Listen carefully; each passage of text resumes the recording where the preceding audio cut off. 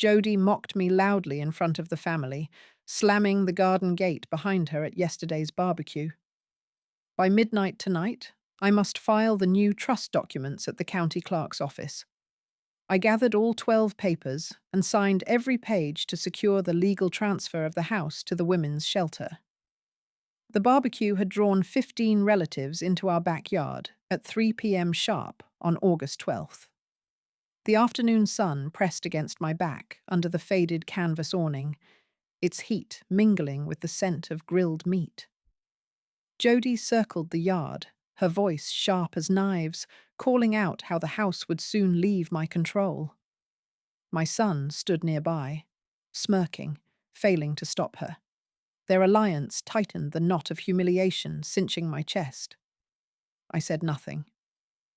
Holding the edge of the folding chair, knuckles white, I watched as guests shifted their gazes between Jody and me. The house, our family asset, had never felt so precarious. Jody's legal permission to manage utilities and household goods gave her subtle but escalating advantage. The community had heard her threats months ago. Now she flaunted them publicly.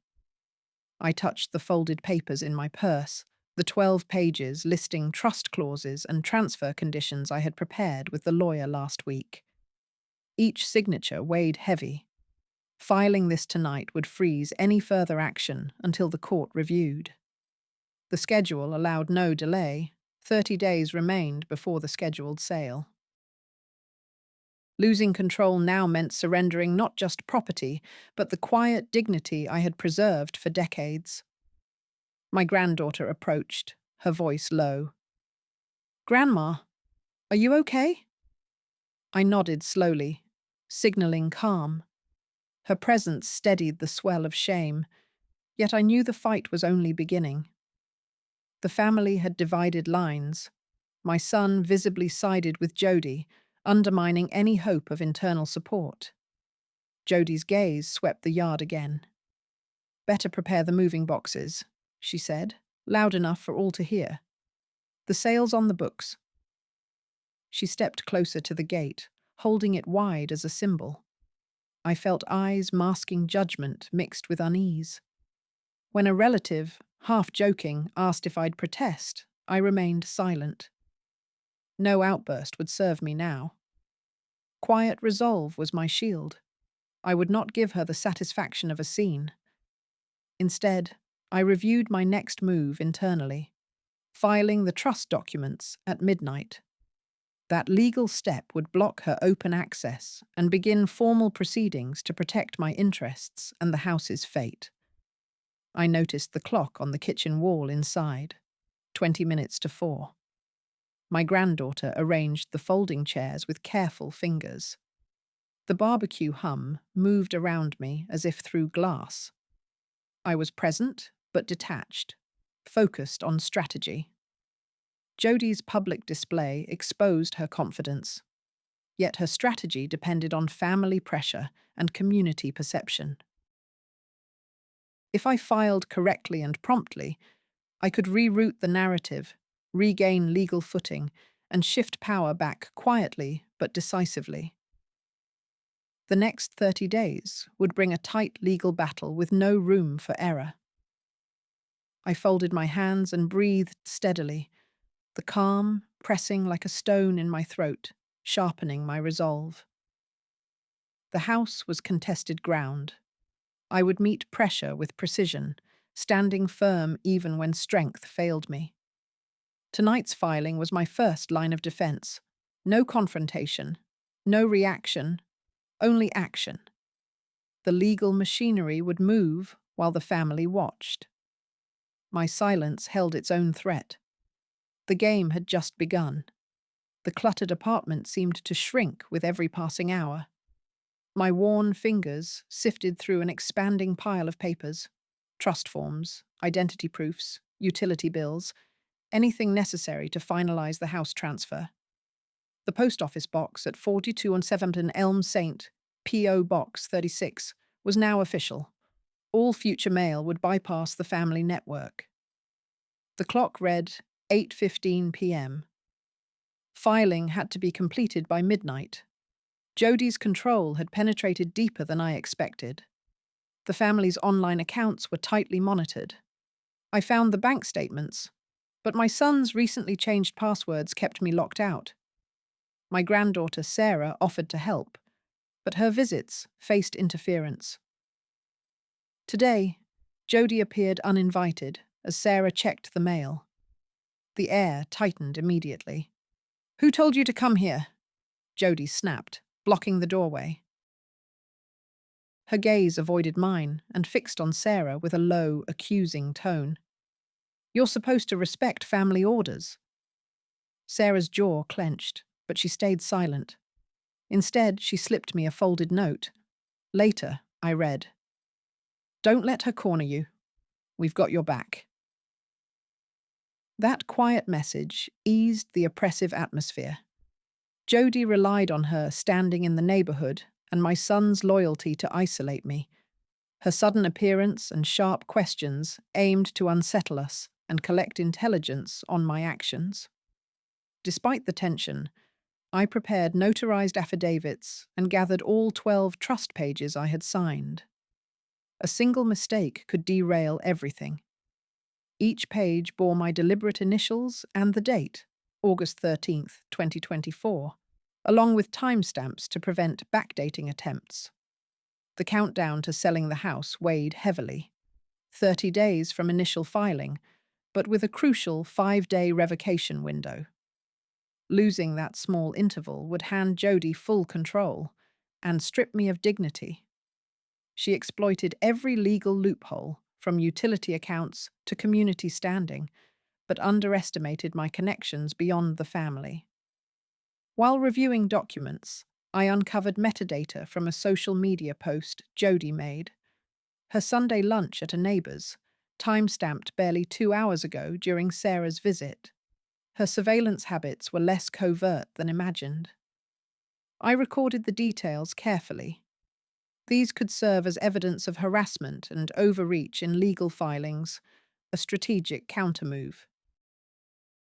Sarah had evolved from mere visitor to protector and lifeline. The sense of isolation softened with this new ally. Still, as evening deepened, my aching body reminded me of age and the weight of tension. Patience was my weapon. I moved deliberately yet steadily. An hour before midnight, I meticulously rechecked every document, signatures, dates, addresses. Calm certainty replaced earlier anxiety.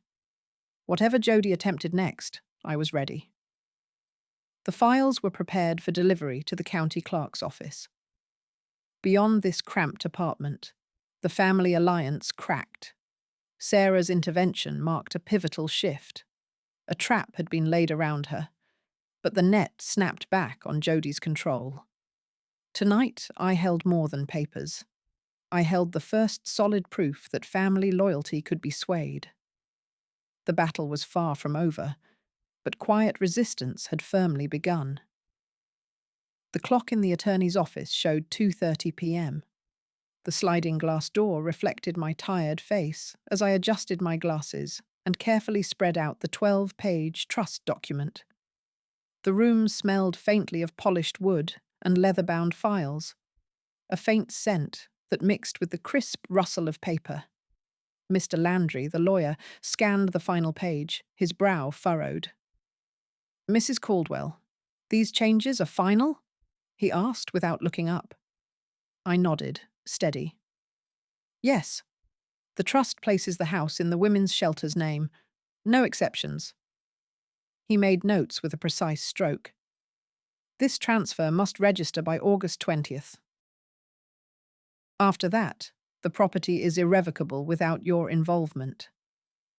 My fingers ached slightly from holding the papers, but I folded my hands calmly. "Understood. The deadline is tight. What risks remain?" He cleared his throat. "Family could contest. Jodi Marston already threatened community pressure and legal challenges. We expect aggressive tactics." Before I could answer, the door opened quietly. Sarah slipped in and pressed a folded note into my palm. I waited until Mr. Landry's eyes met mine before unfolding it. Her neat handwriting read, "Jody confronted me outside. She knows we're filing today. Watch our steps." My pulse stayed steady. She's monitoring mail and accounts. I have no means or allies to confront her face to face. Landry rubbed his chin, his eyes darkening. She's tried to intimidate me too, threatened my license. That makes me cautious but committed. Her tactics are underhanded, but so far no legal grounds to delay. I exhaled softly. And the filing process? Immediate submission triggers a 30-day hold on sale or transfer. During this period, she can't alter or access anything. The shelter is the sole beneficiary. Suddenly, a phone vibrated sharply. Landry glanced at it and answered briefly, frowning before ending the call. That was my clerk.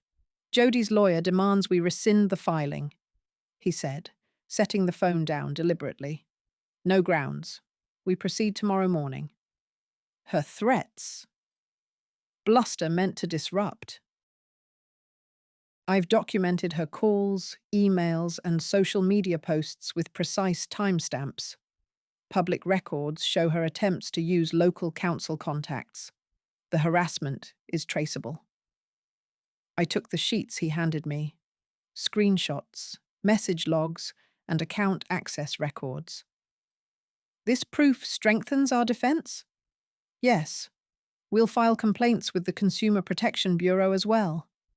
He paused. Her aggressive reach is broad but transparent. I rubbed my knuckles, dry from hours of handling paper. "So, conflict is inevitable, but the law is on my side, if I can endure." Landry nodded. "You have the upper hand. Once filed, the trust registration solidifies your claim. Family disputes will escalate, but the course is clear." He slid the documents across the desk. "Sign here and here, witnessed, notarized, before midnight." I balanced the pen between fingers, stiffened by arthritis, and signed deliberately. Each stroke was a statement, my control, my protection against usurpation. Sarah watched quietly, steady as ever. "You're ready?" she said softly. I stood, bracing myself on the desk. Tomorrow changes everything. Jody's moves will grow sharper. For now, we hold. As I packed the folder, Landry muttered, "She underestimated your resolve and my neutrality." The weight I carried was heavier than the papers. With a faint scent of wood and leather still lingering, I knew this fight wasn't over. But the balance had begun to shift. The locksmith was inside the hallway by 9 a.m., the digital keypad ready for installation.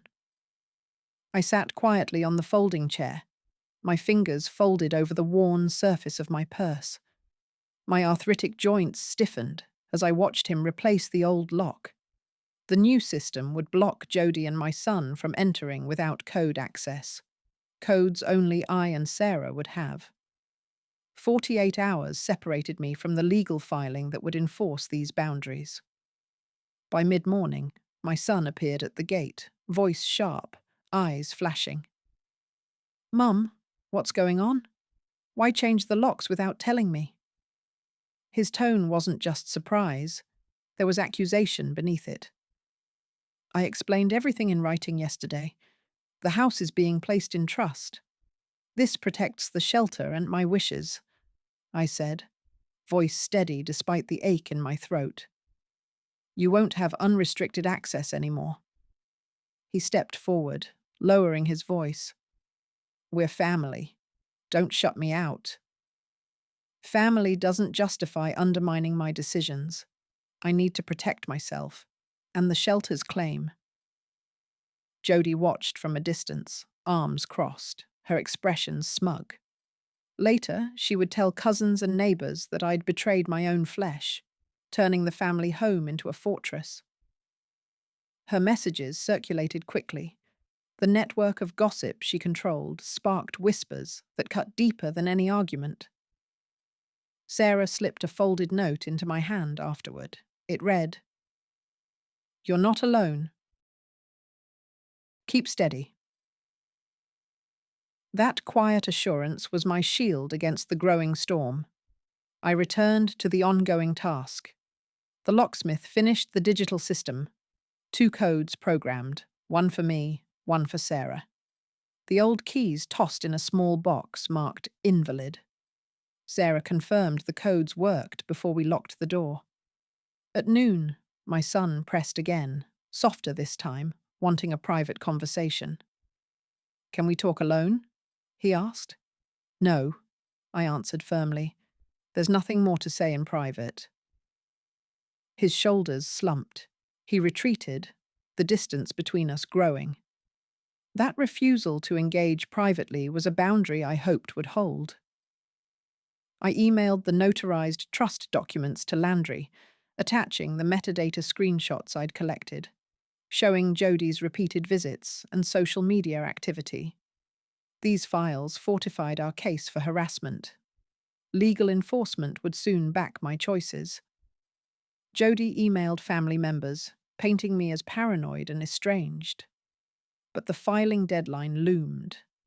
I moved quickly to submit the trust documents before midnight, knowing that once filed, the 30-day hold on the house transfer would prevent any revocation or access changes. Outside, the garden smelled faintly of damp earth after an early morning drizzle. The locked gate was now a symbol of more than security. It was the dividing line between past entanglements and the future I claimed. I could not undo the rift deepening with my son, yet the law would finally enshrine my control.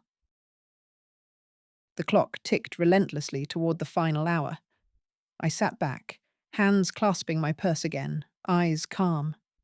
My dignity, my legal shield, both fortified behind the new locks.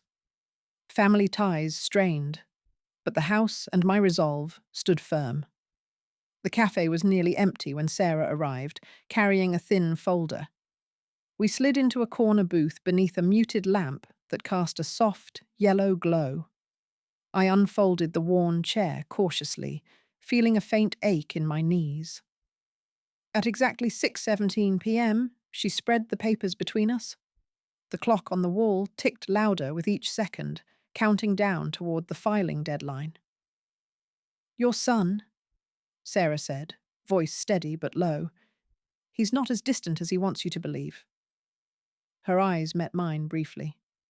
"He's siding with Jodi, but quietly. No direct confrontations, just subtle blocks." I traced the edges of my reading glasses, fingers stiff from arthritis but steady. "Subtle like what?" I asked softly. "Last Wednesday, he told the contractor to leave your property, said you had no say anymore. Was that true?" Sarah pressed, watching for a reaction.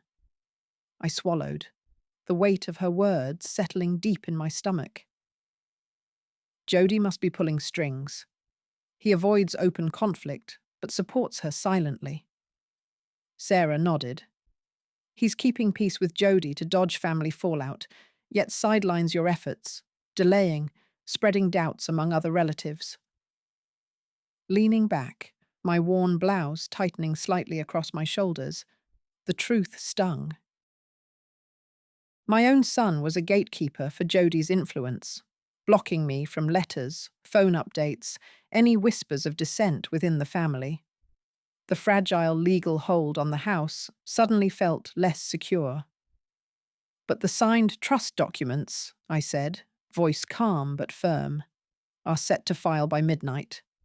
Landry says the hold officially starts then. Nothing can stop that." Sarah tapped a folded note she'd brought. "Still, your son's ambivalence damages trust. Others follow his lead. Jodi's got the community talking, painting you as the reckless outsider." The cafe door chimed as a loud group entered. I noticed the tension tighten Sarah's jaw as she folded her hands. Our time was slipping away. Each moment allowed Jodi's influence to spread. Glancing at my watch, it read 6:32 p.m., 20 days before the house sale. 20 days for loyalties to harden. More visits? Sarah said quietly. I'll come by every week, Eleanor. Keep you updated. Her offer was unexpected, a fragile bridge over the widening rift. I nodded slowly, accepting that my son would not stand openly with me. His silence was the loudest kind of betrayal. We gathered the papers with precise movements. My knuckles cracked softly in the dim light. Outside, the evening breeze wrapped around the building's edges, cool and sharp. I closed my purse, feeling the weight of family fractured, legal battles closing in. When we parted, Sarah's last glance was steady but shadowed. Crossing the street, each step deliberate, my aching joints pushed against time and doubt. The house would soon be safe from Jodi's hold, legally speaking. Yet the cost was my son's quiet withdrawal, a fracture too deep to mend before the papers reached the clerk's desk. I resolved to face what came next with patience and resolve, my dignity intact, though fragile. The clock was ticking. The community centre's main hall buzzed with quiet murmurs as I settled onto a folding chair beside the shelter director. The clock ticked steadily.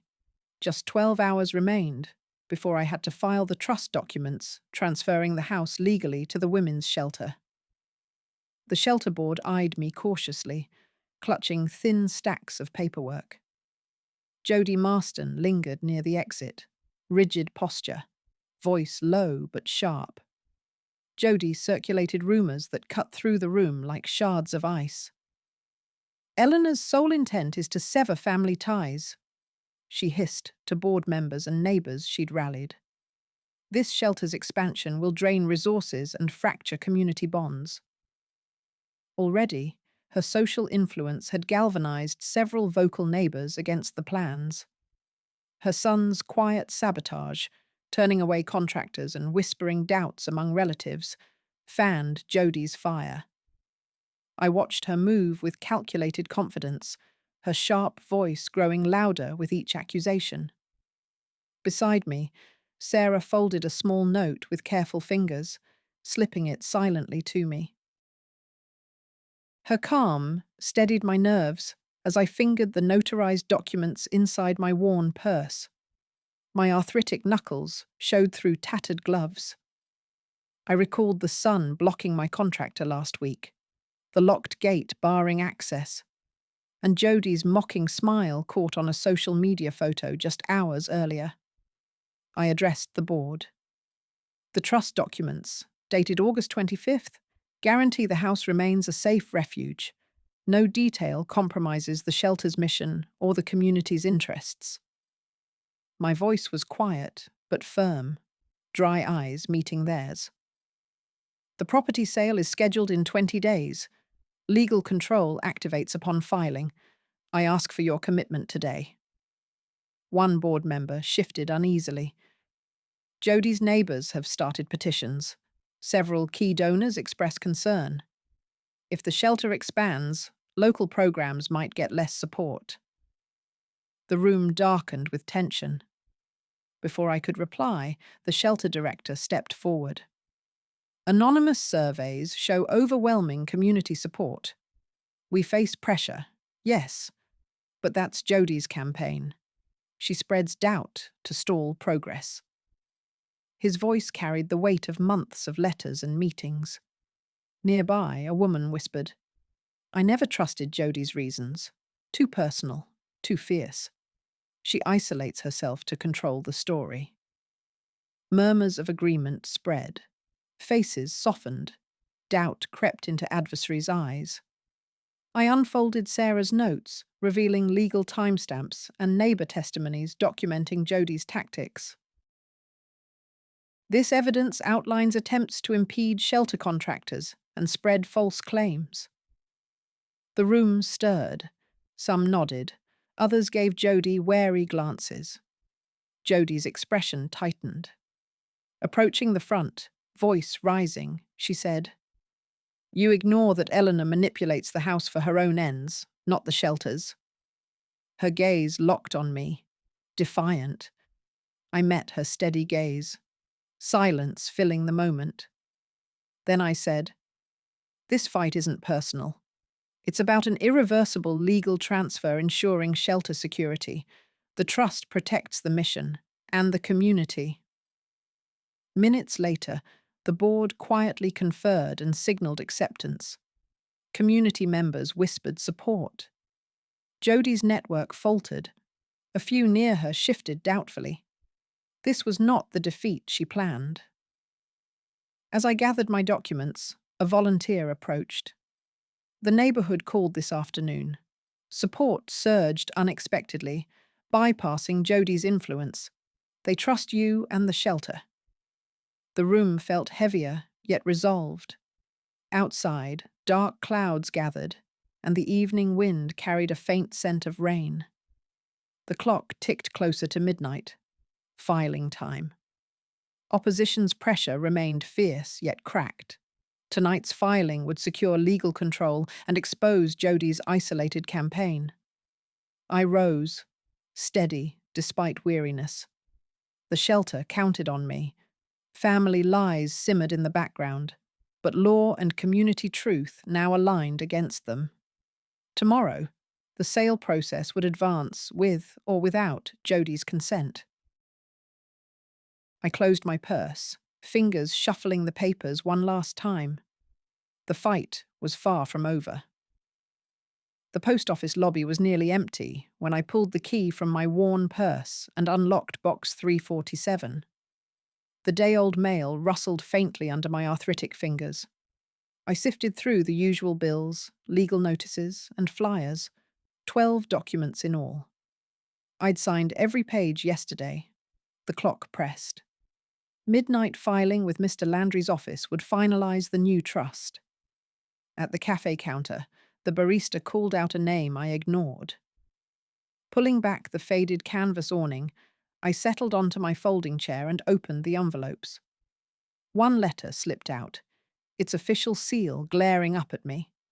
Beneath it, a plain envelope with no return address held a typed letter offering to buy the house, anonymous and $10,000 above market price. The words weighed heavy. Who? Why now? Since Sarah's warning, Jodi's tightening grip felt like a noose. Yesterday's barbecue replayed in my mind. Jodi's mocking voice, the slam of the garden gate. Her son's silence, his blocking the contractor's work orders, forwarding neighbor complaints. Jodi had turned the community against me with whispered rumors of financial ruin. I watched the lines deepen in my tired face beneath my reading glasses. A text from Sarah blinked in. Neighbors tipped me. Jodi's asking if you visited the postbox. Her reach had stretched to grassroots surveillance. Each visit now risked interception or delay. I looked again at the documents. Legal filings and trust transfers were underway, but Jodi's strategy was clear. Stall, erode support, fracture family ties. I folded my gloves neatly, the fabric worn at the fingertip seams. The son's fractured loyalty quietly shattered my world. His defensive smirk during the last family call haunted me. I dialed Sarah. Jodi's spreading false rumors. Again? I said, voice steady though my hands shook. They're saying I'm desperate, selling at a loss. It's working. Sarah's voice stayed calm. I'll check the community watch logs, notify the shelter director. We need proof for the board. I nodded, though she couldn't see me. And the letters? The bid? Anonymous. Could be a wild card. Someone else sees value where Jodi wants us to fail. Or a trap. 5 days remained before the mail hold expired. If I didn't retrieve documents on time, filing could fail, legal control lost, the house slipping from my grasp. The phone buzzed again. A short email from Mr. Landry contained a link to a sealed bidding record from the county. The highest bid was from an anonymous buyer who had not appeared before. Had Jodie's moves provoked this? Or was it a new player entirely? I drew in a slow breath, the faint scent of old paper lingering around me. I placed the papers back in my worn purse, clutching the trust documents like a shield. The sales value hadn't just held, it rose. The stakes escalated. I would file by midnight, but the price was clear. Extra travel for mail checks, sleepless nights, watching my own family crack under the strain. Jodie's fear was exposed, her quiet financial threat now public. I would meet it head on. Tonight, I am racing not just against time, but a calculated enemy wielding family and law against me. Yet this unexpected bid means the fight for the house is far from over. The layers of opposition have grown. So has my resolve. I settled into the stiff leather chair in Mr. Landry's office. The clock on the wall read 2:15 p.m. 12 pages of trust documents lay spread on the desk, each signed by my deliberate hand. Outside, the faint hum of keyboards and muted phone calls drifted in from the corridor. "Jodie just filed a series of objections," Mr. Landry said without looking up. "She's challenging not just the trust's validity, but the whole process, claiming procedural errors." His voice was steady, but firm. "Dates and signatures are airtight," I replied, fingers tapping lightly on the worn edge of the desk. "She knows that." The documents had been reviewed multiple times. My arthritic joints ached, but my resolve didn't waver. "She's escalating," he said, flipping through emails on his tablet. "Filed late-day motions yesterday, trying to delay us until the hearing next week. Legal fees are climbing fast." I folded my glasses and pushed them higher on my nose, eyes fixed on the papers. "This house is not for sale. The women's shelter depends on it. We can't let her stall any longer." Sarah appeared briefly in the doorway, holding a folder. I motioned to her. She moved quickly, placing it before me. Surveillance logs from the community watch. Screenshots showed Jodie's son blocking contractors at the gate again last week. A new pattern of intimidation. "Her son's still interfering," I said, voice low. "I used to trust him." The sting of betrayal sharpened, but stayed buried deep. "We've documented everything," Sarah said. "Social media posts, messages. The board has community surveys backing the transfer. They rally behind us." "Good," I nodded. "Jodie's influence is shrinking, but she's stubborn." Mr. Landry tapped the desk. "The court reviewed the trust documents this morning. Judge Harmon confirmed their validity and enforceability. Jodie's objections won't hold, legally."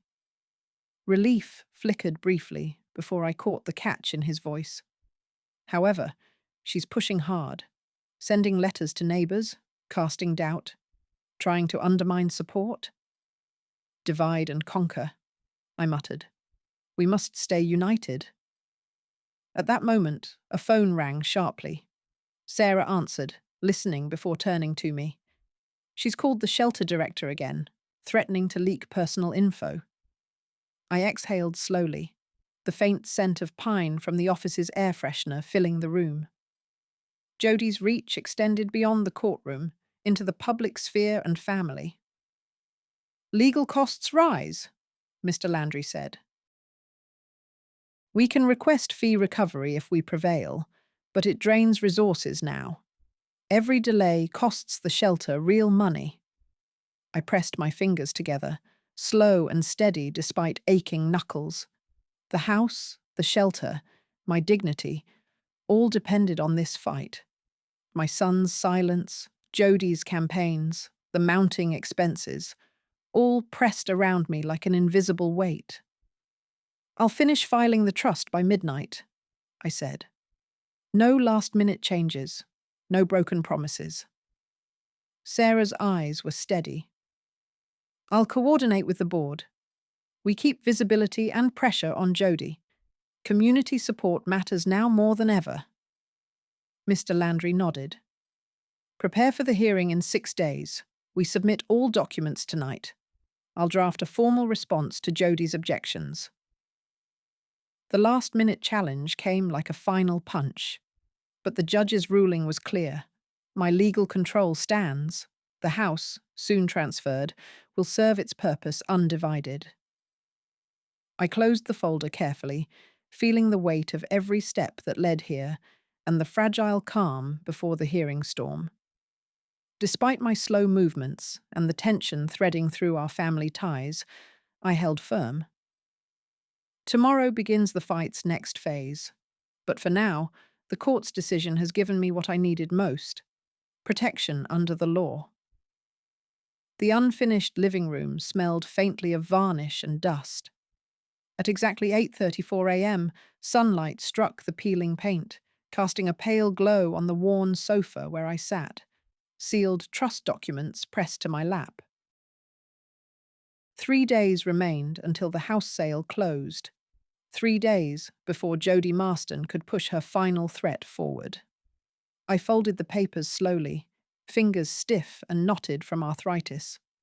The clock inside the old wall unit ticked steadily, matching my measured breaths.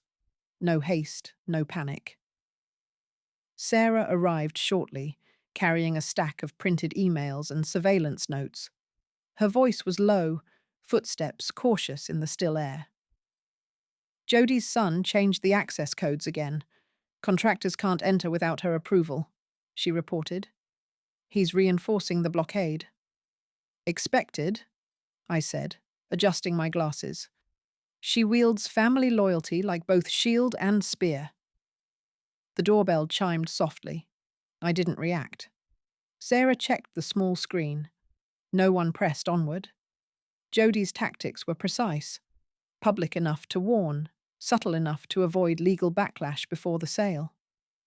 At noon, Mr. Landry called from his office.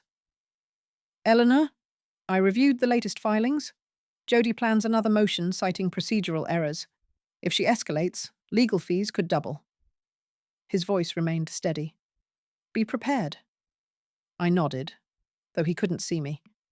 We proceed as planned. No delays. Outside, the faded canvas awning flapped lightly in the summer breeze. The neighborhood was divided. Some neighbors sent letters supporting the transfer. Others whispered Jody's accusations, questioning the trust's validity. Late afternoon, I reviewed Sarah's surveillance compilation. Video clips showed Jody's son confronting contractors, forcing them to leave under vague threats. Social media posts from Jody warned about unauthorized sales and family rights ignored. I tallied and timed each message, noting escalating community pressure. At 5:12 p.m., my phone buzzed. An anonymous email confirmed the highest sealed bid, well above market price, verified by county records and Mr. Landry's office. It solidified the sale's financial foundation. Jody's threats lost ground. Still, the strain gnawed on me. My son's silence was louder than words. His loyalties aligned visibly with Jody. Family dinners ended abruptly. Questions met cold stares. Seated in my folding chair, trust documents beside me, I felt the weight of that estrangement. I moved slowly, savoring the quiet. Nothing outside this room could pierce the resolve building inside. Sarah gave a brief, encouraging nod. We'll submit everything by midnight. You'll be done. I clasped my arthritic hands. Done is a beginning. An email confirming the clerk's office hours reminded me of the strict deadline. As the sun set at 7:45 p.m., I prepared the packet for filing. My calm expression didn't falter. The room was still except for the faint hum of the city beyond the window. At 25 minutes before midnight, I sat silent, hands resting on folded documents. Jody's threats hung in the air like ghosts, impulsive and loud, but empty here. I didn't reply. I didn't react. Silence was my final answer. The sale completes September 12th. The house will transfer. Jody can escalate, but legal control firmly belongs to the trust. Peace will come from within, not from family approval. The front porch clock read 10:15 a.m. The house stood quiet, its windows reflecting a heavy grey sky. I sat on the steps in a folding chair, my fingers tightening around the worn leather strap of my purse. Inside were the trust documents, 12 pages I had painstakingly signed over the last week to ensure the house transferred legally to the shelter. Today was the final inspection. Sarah's phone buzzed in my lap. Her voice was low but steady. Jody tried to get past security again. She brought her son and 3 others, flashing community cards. But the guards wouldn't let them in. She's more aggressive than before. I nodded slowly, adjusting my reading glasses. The son's loyalty had deepened the divide. His interference had led to changed access codes, blocked contractors, and now direct attempts to intimidate shelter representatives. Yet the security team remained firm, unwavering in their resolve. I turned the pages of the inspection report, signed and dated September 12th earlier that morning. The shelter director stood behind me, clipboard in hand, her expression grave but professional. The house was ready. Every requirement met. No evidence of sabotage. No damage beyond the expected wear. Suddenly, a sharp commotion at the gate pulled my attention. Jody appeared, her voice commanding the guards to step aside. "I have a right to be here," she snapped, her eyes flashing with defiance. "This family property isn't yours to give away." She reached for her phone to live-stream the confrontation on social media. Sarah stepped forward calmly, intercepting her. "Jody, any further disruptions will be documented and submitted to legal counsel. Please respect the process." Jody's smirk faltered, but she refused to back down. The shelter director stepped closer, standing firm beside me. The air tightened. Tension prickled like static. After 15 minutes of standoff, the security team escorted Jody off the property. Minutes later, my phone pinged with an email notification. From an unknown sender came confirmation of an anonymous donation exceeding the shelter's initial fundraising goal by more than double, over $60,000. The funds were unrestricted and marked for the house project. I exhaled, steady despite the shock. This unexpected gift changed the stakes overnight, strengthening the shelter's position materially and publicly. Jody would have to reckon with this new reality, one she couldn't block with threats or gatekeeping. The sale deadline was near. With Mr. Landry coordinating filings and the inspection report complete, we prepared to finalize the legal transfer by midnight. I knew Jody's last efforts were more spectacle than substance. Her control over the family and the house was slipping away. My arthritis made standing difficult, so I settled back into the chair and folded my hands firmly. I had outmaneuvered family betrayal through patience and law, never raising my voice, never yielding my resolve. The house would pass to those who needed it, not to bitterness. The fractures were deep, but not irreparable. The shelter director caught my eye. "We'll treat this as a new beginning," she said softly. I smiled faintly. Justice had reached beyond conflict. The house, the trust, the future, they were secure. The final chapter of this long struggle was near, but with this twist, it would close on terms I could accept, with dignity intact, family ties strained but holding. The clock ticked toward midnight, each second a reminder of the cost paid, not just in documents signed, but in fractured trust and quiet endurance. yet in the morning's stillness, I felt the weight lift at last. The grey morning light filtered steadily through the window of my new apartment. The clock showed 8:15 a.m. At the small kitchen table, I unfolded the trust documents one last time. My arthritic fingers traced the typed lines, each signature marking the end of a chapter. I never wanted to close, but had to. The house sale deadline was 2 days away. Nothing could be reversed now. My phone buzzed. A message from Sarah. Jody tried calling the landlord again. Son changed the locks overnight. Security is firm but tense. I folded the phone carefully, steadying my breath. Jody's social influence and her son's loyalty had been their shields in reopening old wounds.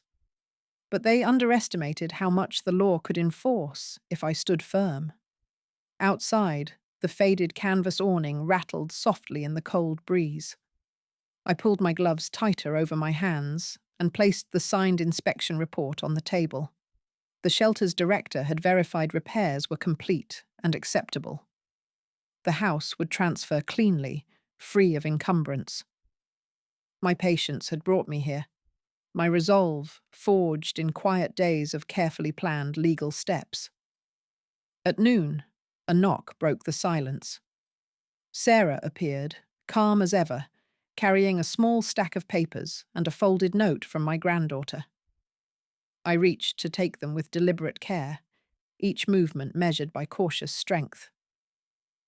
Jody's activity slowed. No new posts or threats today, Sarah reported softly. Security logged her attempts, but no breach. I nodded, but said nothing. My silent endurance was a counterweight stronger than any rebuke I could offer.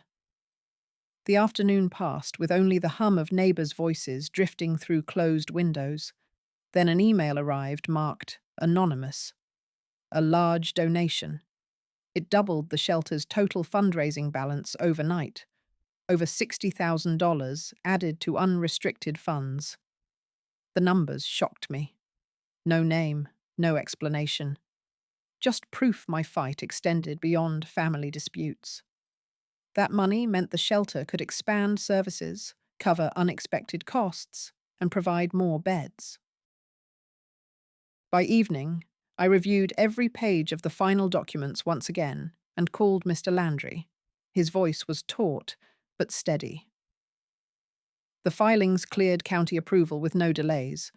Jody's hold attempts won't succeed past tonight. I set my reading glasses on the table and leaned back. The house sale would finalize at midnight. Control over the trust was assured, my dignity preserved through lawful process. Just as I considered closing the day's battle, the doorbell rang unexpectedly. I rose slowly and opened it. There she stood, my granddaughter, quietly in the doorway. No announcement, no warning. Her steady gaze met mine, breaking years of silence hanging between us like a stone wall. "Grandma," she said softly, "I'm here." The moment held more weight than words. My legacy secured, a home turned refuge, legal battles ending not with defeat, but with protection. The family fractures remained raw, the distance palpable. But this unannounced visit signaled new possibilities. I pulled her inside. The door closed firmly behind her. Outside, the house trust had ignited something unforeseen, an outpouring from strangers who believed in a cause beyond blood and bitterness. Tomorrow, the shelter would have the keys. My quiet strength had turned legal strategy into real change. The fight was not over, but neither was the hope. I folded my granddaughter's note and sat down again, calm, patient, steady. The dawn of this new chapter awaited,